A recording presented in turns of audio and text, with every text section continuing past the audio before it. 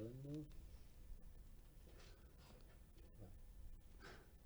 Olá, tudo bem? Eu vou conversar hoje aqui com as alunas do curso de Relações Internacionais da SPM.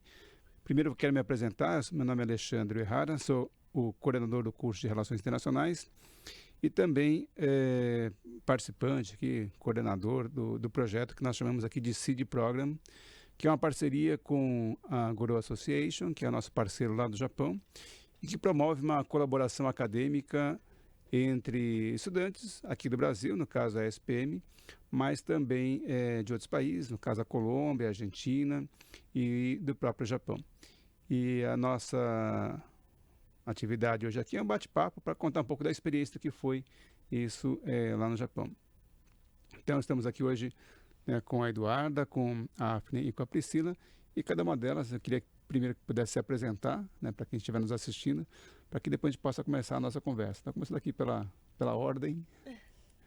Bom, então, meu nome é Eduardo Tinete Macedo, eu tenho 20 anos, eu faço Relações Internacionais aqui na SPM. Atualmente eu estou no 5º semestre e eu fiquei no NENA por 2 anos, que é o nosso núcleo de estudos sobre a Ásia. Oi, gente, meu nome é Afne Hassad do Merebi. Eu tenho 21 anos, também estou no 5º semestre e continuo fazendo parte do NENA, que é um núcleo maravilhoso e eu gosto muito. Oi, gente, muito prazer. Eu sou a Priscila Cesarino, eu tô no 7º semestre e eu também participei do NENA por 2 anos. Foi um núcleo maravilhoso que me trouxe bastante oportunidade, inclusive o Seed Program. Legal. Então, só para explicar um pouquinho mais o que é o Seed Program, nessa parceria então, que a gente tem com essas instituições, que são universidades da América do Sul aqui, da Colômbia e da Argentina, como mencionei. No Japão, tem a Goro Association, que é a nossa parceira, mas também tem algumas universidades, como a Meiji, por exemplo, a Meiji University, que também faz parte da parceria.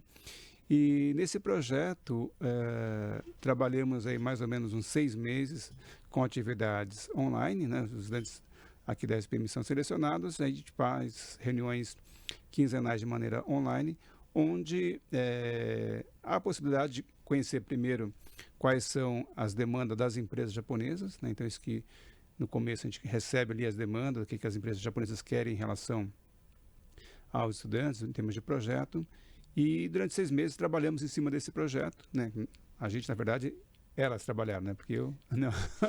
Elas trabalharam sobre o projeto, que é uma proposta de negócios, assim, resumidamente, de negócios para as empresas japonesas que ficam na cidade de Yamanashi, que é uma cidade lá do Japão.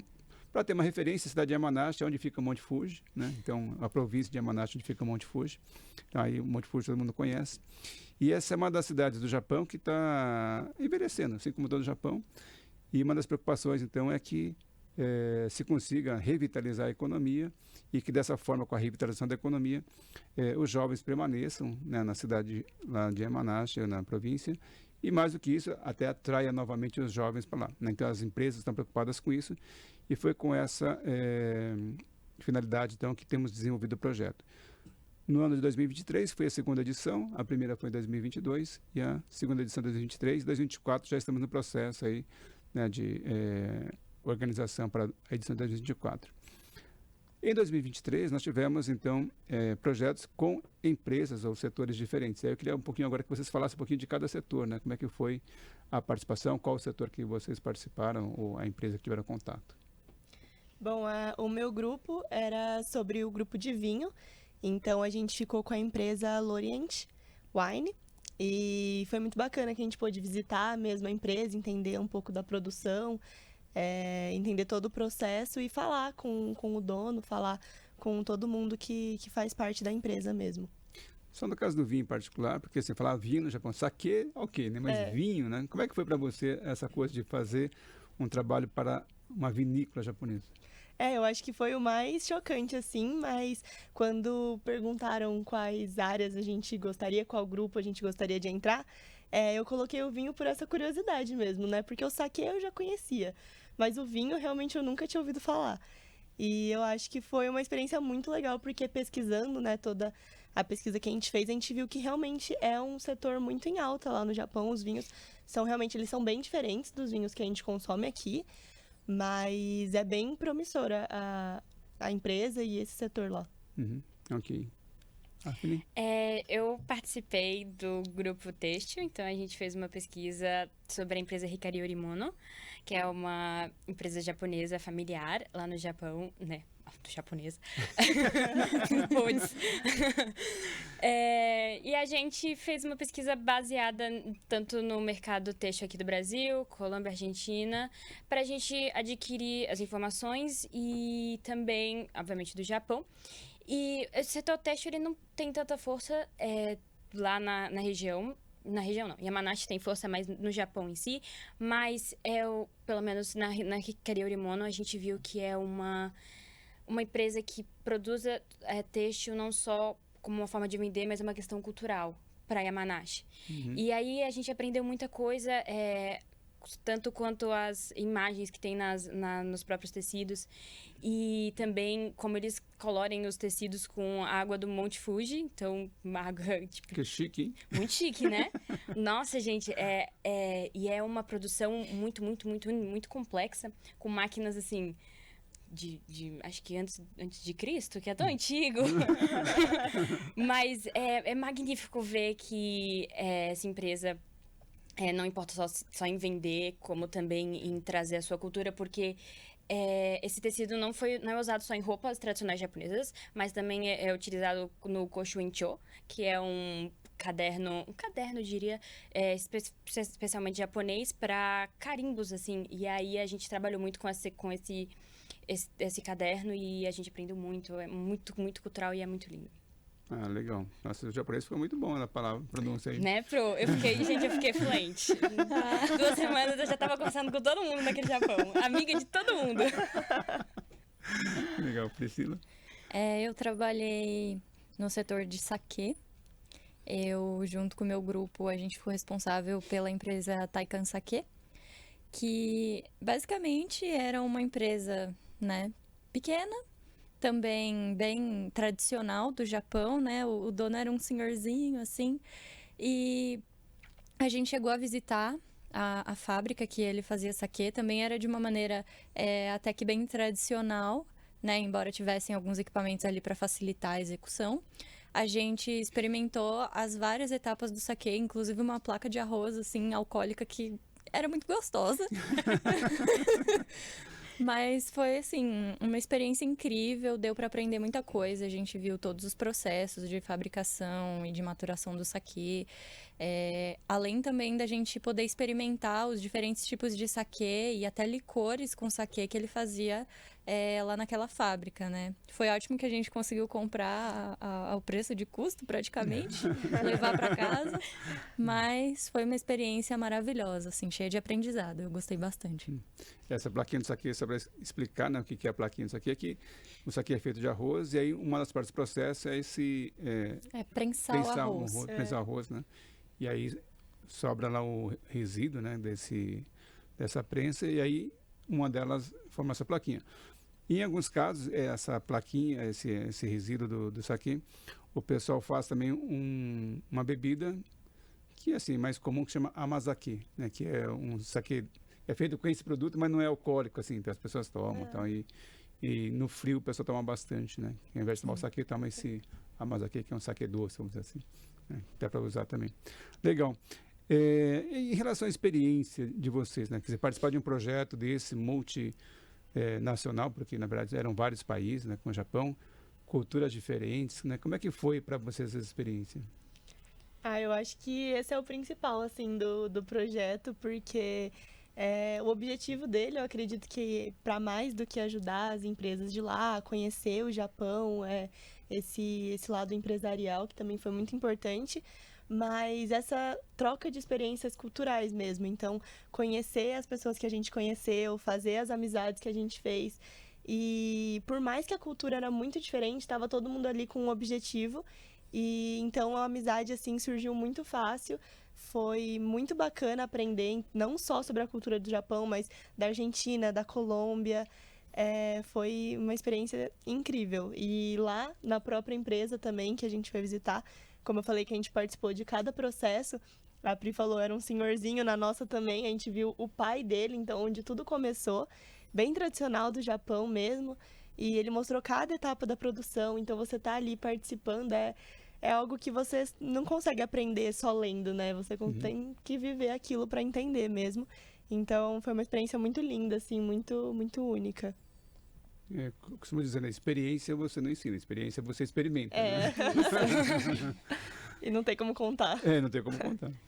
Gente, foi assim, uma experiência única. A gente mantém contato com todo mundo até hoje. Sim. Qualquer coisa, loucura que acontece, a gente tá, gente.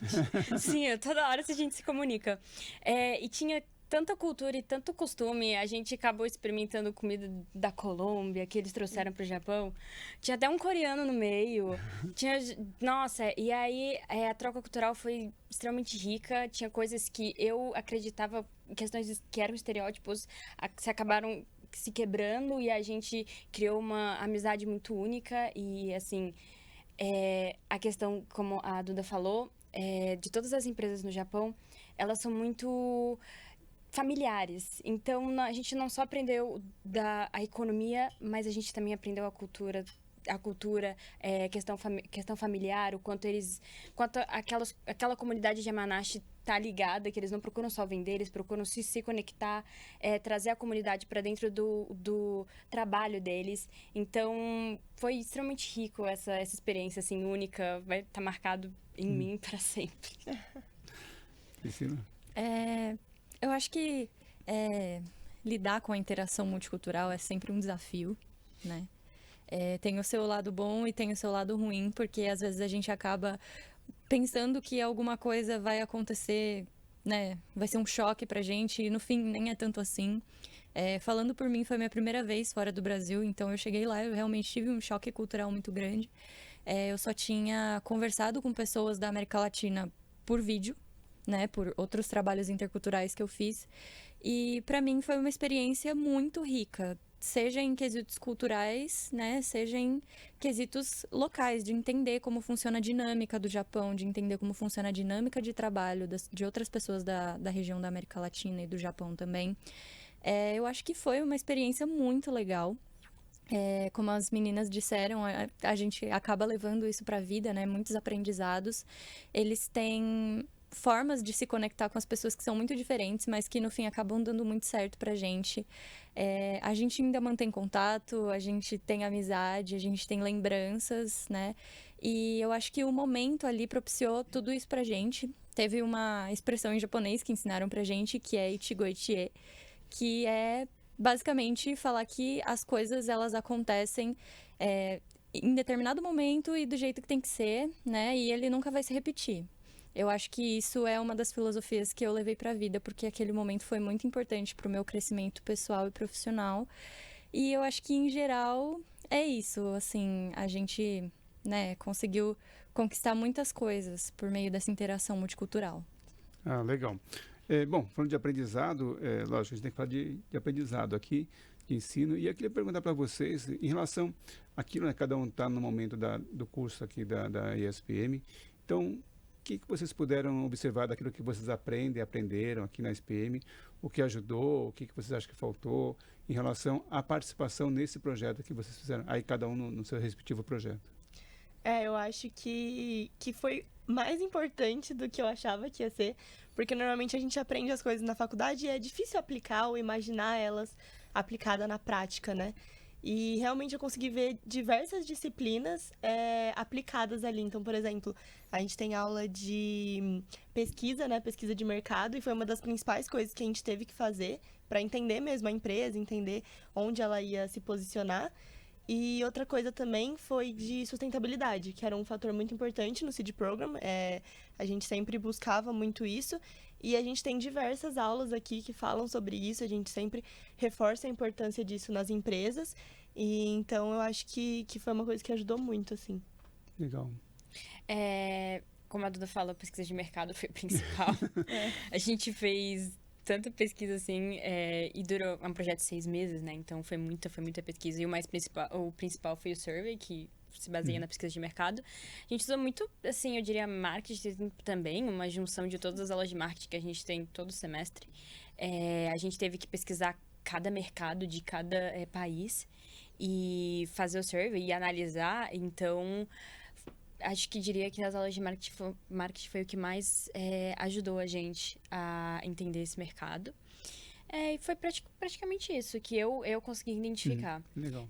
Também a gente precisa entender um pouco de cada país, então acredito que foi mais essa parte mesmo. Eu concordo em gênero, número e grau com as meninas. Foi praticamente isso daí que elas falaram, né?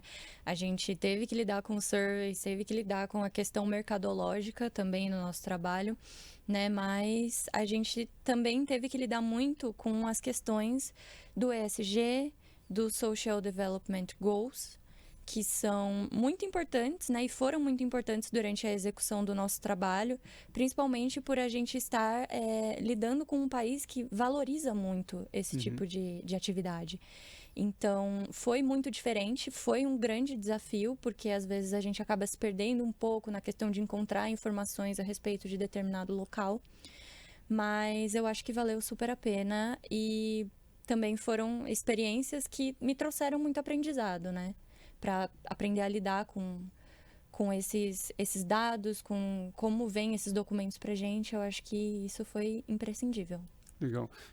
Essa é a próxima pergunta, né? Assim, porque, na verdade, muitas vezes aqui na faculdade a gente trabalha com casos hipotéticos, com situações que não são do dia a dia, né? Mas a gente imagina que seria, né? Ou como poderia ser uma situação. E nesse caso do Seed Program, vocês atendem empresas, né? E vão lá e conversam com os empresários, vão visitar a empresa, que é uma situação bem concreta. Eu queria perguntar, então, se nós, de um lado, pudermos ver o que a ESPM contribuiu com o conhecimento, o que essa experiência, né, real ali, né, conversando com o empresário, indo para o mercado, tendo que pesquisar mercado, o que isso vocês acham que ajudou vocês em termos de formação, aprendizado? Vou começar com a Priscila agora para inverter. Então, eu acho que isso foi um aspecto muito importante, né? Lidar com esses assuntos que a gente só via hipoteticamente na faculdade, ver como eles funcionam na prática é uma coisa completamente diferente, né? Eu acho que um ponto muito importante que a gente tem que lembrar é que o Japão, ele é um país desenvolvido e ele é um país que ele tem recursos para prover isso para a sociedade, né? Então, a partir do momento que eles conseguem reproduzir esse tipo de conhecimento e esse tipo de estratégia dentro da sociedade, as coisas vão acabar se tornando mais lucrativas, né? Porque isso, tanto o ESG quanto a preocupação, né, com o Social Development Goals acabam atraindo investimentos estrangeiros e isso é um aspecto, né, meio que natural da coisa. Agora, ver como isso funciona na prática, por exemplo, quando a gente foi visitar um escritório de engenharia sustentável, é uma coisa fantástica, porque você vê o quanto que essa preocupação é grande dentro da sociedade. E eu acho que é um aspecto muito legal para a gente aprender a como implementar isso dentro da nossa sociedade, dentro da nossa vida e da nossa rotina, mesmo que seja de forma pequena e aos pouquinhos, né? Eu achei muito legal poder ter essa experiência. Pra mim, eu acho que o que mais, não diria que me afetou, mas me enriqueceu foi a questão de apresentação. Eu sempre fui uma pessoa que fica nervosa, em que tem ansiedade, fico ansiosa para apresentar. E ter a experiência de apresentar para produtores japoneses e apresentar para brasileiros é uma coisa completamente diferente. Então, acho que essa parte foi o que mais me deu conhecimento, porque eu sou uma pessoa muito ansiosa, como eu disse, eu tenho muita linguagem corporal, e isso não é comum entre os japoneses, eu diria, dependendo, né, da situação. Então, aprender a falar em público e a falar inglês também, porque era tudo 100% inglês, isso acabou me enriquecendo muito. E assim, depois desse projeto, eu acredito que eu evolui muito na questão de me apresentar, na questão de comunicação, porque uma coisa é você apresentar para os professores, que é algo que você acaba tendo uma intimidade maior, outra coisa é para você apresentar para senhores japoneses que você nunca conversou nenhum oi, porque não tem a mesma comunicação, sabe? Então, isso foi o que mais me deu medo na hora, mas foi uma das melhores experiências, assim, ter a oportunidade de apresentar e me posicionar e ter uma comunicação diferente do que eu tive aqui, do que eu tive a experiência aqui dentro da faculdade. Então, isso me enriqueceu muito para mim. Acho que dessa parte só dá um pouco do contexto, assim, né? Porque a apresentação final A gente passou na TV. na TV, A gente apareceu na televisão, pô, todo mundo viu a gente lá. no Japão, um público lá no Empresários. auditório, talvez umas 60, 70 pessoas, né? Que tem uma plateia, assim, vamos dizer, especializada, assim. né? Então, realmente E é que um desafio. entendem do assunto, que né? E que entende do entendem. assunto. Então, realmente é um desafio grande mesmo. Eu acho que pra mim foram várias coisas, mas duas principais. A primeira é que eu acho que, como você disse aqui, a gente estuda vários casos, a gente tenta colocar em prática. Mas eu acho que quando a gente tá estudando, parece muito simples, né? Ah, tudo bem, tem esse problema, a gente faz isso e resolve. Na prática não é assim. Até porque a gente foi, né, como a gente falou, em Yamanashi, é uma cidade menor, uma cidade pequena. E a gente falou, era produção muito caseira, né? Era uma coisa bem familiar. Então, é totalmente diferente o jeito que você aborda. Então, até a gente montou os 6 meses, né? A gente fez o projeto.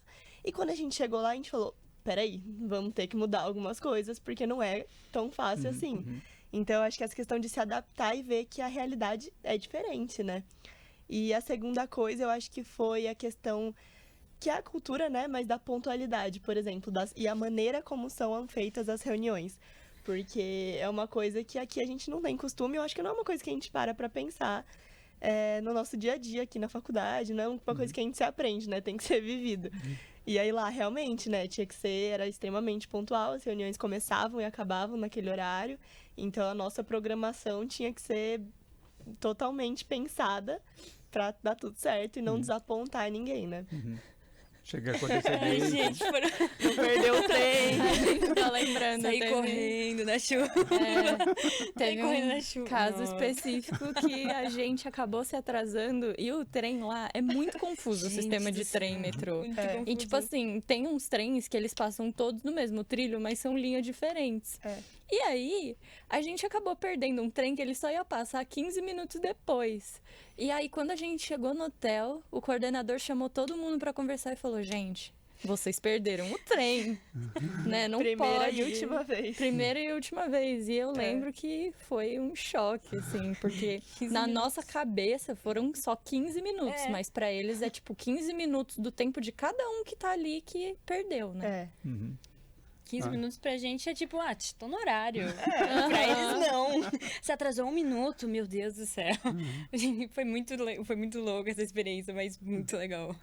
Não, legal. Não, esse era o ponto que agora que já estamos bem no final do nosso tempo, mas que eu queria perguntar para vocês, né? Que a gente falou muito das coisas, das formalidades, do próprio programa. Então, mais dessa experiência pessoal de vocês, né? Como é que foi? Então, uma delas foi em relação ao tempo, mas começando agora pela Afne, né? Para dar... colocar todo mundo no fogo aqui. Gente, comida. Pelo amor de Deus, comida. Loja de conveniência. Eu acho que eu nunca me apaixonei por um negócio na minha vida como me apaixonei por loja de conveniência no Japão. Qualquer coisa, assim, qualquer hora a gente tava com fome, precisava de qualquer coisa. Tudo em um lugar só, na loja de conveniência. Então, tipo assim, eu comi muito naquele Japão, pelo amor de Deus. A gente ia em todos os restaurantes e a comida não é cara, então eu aproveitei. Nossa, sim. Nossa, a gente saía, eu sempre lembro que eu saía da loja de conveniência com uma sacolona, assim, cheia, uns 2 sucos, era sorvete de mochi, era onigiri, era um pratão, assim, E de tudo frango. diferente, né? Tudo Nada diferente. E era barato, era um pratão imenso de frango e arroz, e eu me esbaldava, era muito, acho que foi uma das coisas que mais me marcaram lá, que eu sinto mais falta, são das lojas de conveniência. E a tristeza que era a única coisa que não dava pra trazer pra ir embora, né? Não dava pra trazer na mala. Pois é, não deixaram eu trazer uma garrafinha de água. Não deixaram. Não deixaram nada. E era muito bom, porque essas lojas de conveniência, dava 8 horas, eles abaixavam o preço de tudo. Aí você ia comprar. A gente ia correndo comprar as coisas. Já ia Mas- pra xepa da loja de Já. conveniência. Eu? Bom, eu acho que a comida não tem como, porque é uma coisa que é totalmente diferente e que é maravilhosa, assim, eu amei mesmo. Mas eu acho que, pra mim, as paisagens, sabe? Eu vejo as fotos hoje e é uma coisa, assim, que me dá muita saudade. Até porque, também, eu tinha saído do Brasil uma vez só, eu era muito pequenininha. Então, eu tô acostumada com a paisagem daqui. E lá, a gente ainda pegou outono e inverno, né? Nossa, lindo. Então, tinha as folhas caindo no chão, frio, que eu nunca passei tanto frio na minha vida. A Duda chegava em Curitiba. No primeiro dia me perguntaram, acho que você vai ter que comprar mais roupa. Eu falei, também acho. Mas foi assim, maravilhoso. Amei passar frio pela primeira vez. Eu acho que uma experiência que eu tive, assim, que foi bem marcante foi quando eu fui para Akihabara. Porque eu tava imaginando que ia ser um cenário muito diferente, né? E às vezes, quando a gente acaba visitando alguns lugares que a gente imagina que sejam super legais e super descolados, a gente acaba vendo uma parte da sociedade que tá um pouco escondida, né?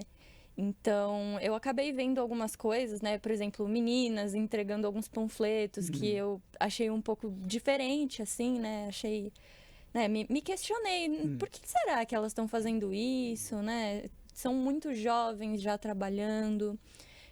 A gente também teve a oportunidade de ir para Tóquio durante a noite e a gente viu muitas pessoas que acabam tendo muito problema com álcool, né? Então, eu acho que são essas camadas da sociedade que, às vezes, quando a gente está muito imerso dentro de um ambiente que está sendo muito legal, a gente não percebe. Isso foi uma coisa que me deixou chocada, né? Porque foi algo que eu nunca tinha ouvido falar. Né? Quando a gente chega a escutar de Japão, a gente pensa na tecnologia, nas paisagens, na comida, em tudo que há de bom. E aí, quando a gente, às vezes, se depara com esse tipo de coisa, né? Dá um pouquinho daquela síndrome de Paris, de falar, eita, não era tão legal quanto eu imaginava. Não é 100% perfeito. Não é 100% perfeito, mas tudo é um aprendizado, né? Eu acho que foi um pouco de, assim, umas verdades difíceis de engolir pra mim, mas tudo é um aprendizado, né? E eu acho que isso foi uma coisa que me marcou bastante e que também eu vou levar para a vida. Legal. Não, isso é um tópico fantástico. Já é um tópico para um próximo podcast, né? Para uma próxima conversa, né? Porque aí tem a desigualdade que no Japão cresceu realmente, né? Nos últimos, desde se a gente pôr uma data de 91 para cá, né? Que foi depois da crise econômica no Japão.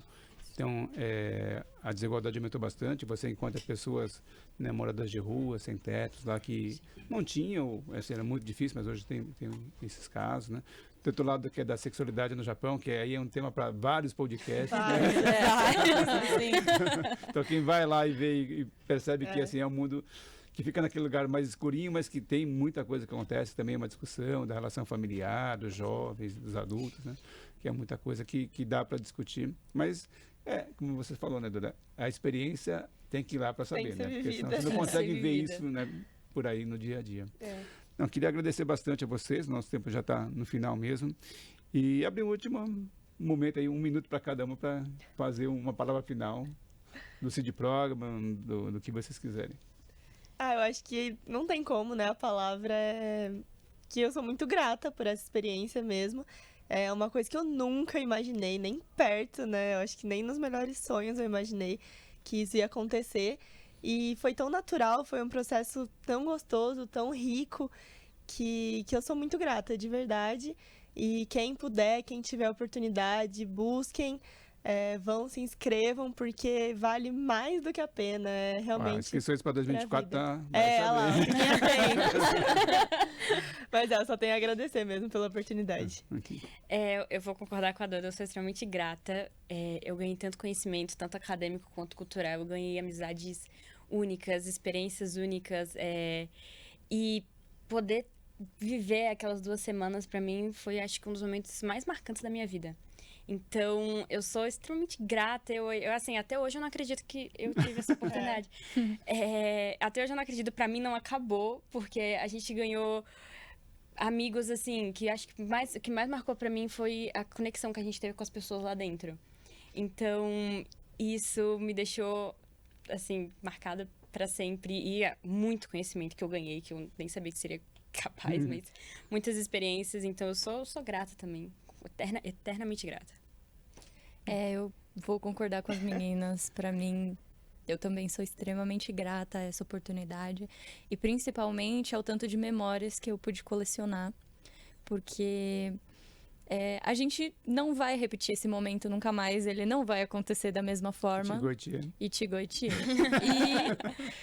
E estar presente com aquelas pessoas naquele momento e poder dar os abraços que eu dei, ter as conversas que eu tive, visitar os lugares que eu visitei, são coisas que me trazem memórias maravilhosas. Eu acho que tanto em questão do aprendizado profissional, quanto em questão do aprendizado pessoal, foram dias que vão ficar marcados em mim para sempre. E é isso. Se puderem, se inscrevam, porque vocês não vão se arrepender. Vão colecionar memórias maravilhosas, vão aprender muito, vão se esforçar bastante, porque precisa de muito esforço e muita dedicação, mas isso vale muito a pena com tudo que vocês vão receber em troca. É isso. Legal. Muito obrigado. Vamos, sei lá, chamar de meninas aqui, pela participação. Não só agora, mas na ida, né, na dedicação que vocês tiveram ao longo do ano passado, dos 6, 7 meses que nós tivemos juntos trabalhando. Acho que foi toda essa experiência que foi bacana, mas foi bacana porque vocês investiram, né? Como a Priscila falou, exige tempo nas nossas conversas sextas-feiras à noite, né? E não só sexta-feiras à noite, outras conversas em outros dias, outros horários, né? O fuso horário, que também às vezes é complicado, né? 12 horas de diferença, depende do país, né? Que aqui no Sul, no Sul, na América do Sul, outros fuso horários, mas que, enfim, tem que se ajustar. Acho que isso é uma outra experiência que esse projeto também proporciona. Então, agradecer muito a vocês. E queria agradecer o professor Mutsura, né? O professor Goro, né? Pelas parceiras lá no Japão, a equipe dele, né? Alguns nomes vocês mencionaram aqui também, né? A professora Mari, que também é uma parceira, o professor Tomás, né? Que também ajudou bastante. O seu Min, inesquecível. O coreano que a Avril mencionou é o seu Min. Estava aqui no Brasil até agora. Então, agradecer a todos eles, né, toda a equipe lá no Japão. E todos os demais, que aí tem várias pessoas que a gente poderia agradecer, né? Algumas, vocês também já mencionaram, Naka, né? Então, agradecer a todos porque foi uma experiência muito boa. E eu, particularmente, queria agradecer a ESPM pela oportunidade que dá, né, de a gente poder participar desse projeto.